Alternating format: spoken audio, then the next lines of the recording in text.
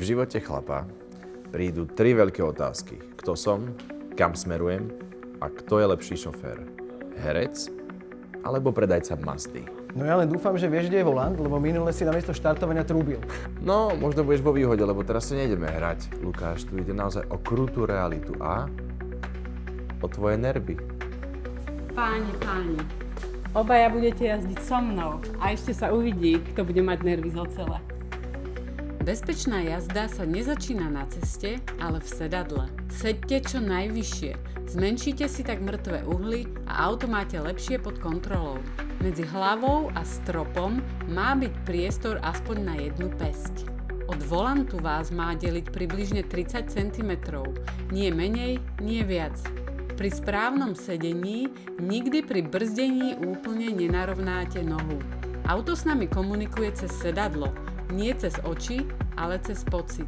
Každých 5 až 8 sekúnd kontrolujte spätné zrkadlá. Keď sa pozeráte len na jeden bod, zužuje sa vám periférne videnie. Dobrý vodič nevidí len dopredu, vníma aj priestor okolo seba a vzadu. Zrkadlá sledujte pravidelne, aj keď ste sústredení napríklad na rozhovor v aute. Sledovanie spätných zrkadiel je jeden z najväčších problémov vodičov. Do 10 sekúnd je to ideálne. Keď sa z toho stane návyk, máte vyhrané. Bezpečný rozostup sa nemeria metrami, ale časom. 2 sekundy medzi autami, v meste aj mimo mesta.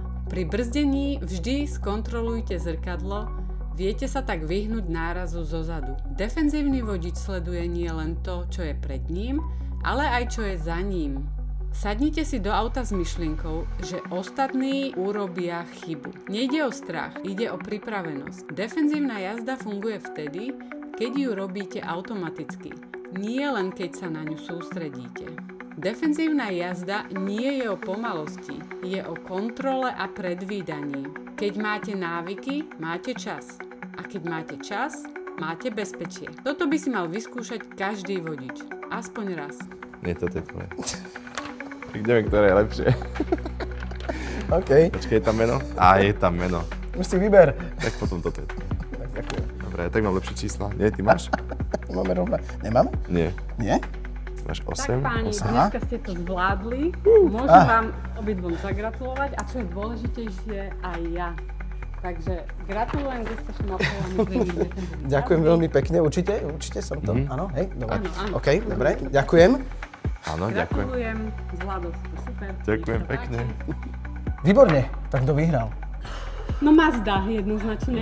Dobrá odpoveď, to je dobrá odpoveď. Zvládla aj tvoj temperament za volantom, aj tvoje herecké a umelecké výkriky. To neboli výkriky, Pardon. to bol rešpekt. No dobre, takže remíza, hej? To by chcelo odvetu, nie? Určite. My chceme revanš. Tak len čo sa zregenerujem, tak vám pošlem nové termíny. Dobre. Už?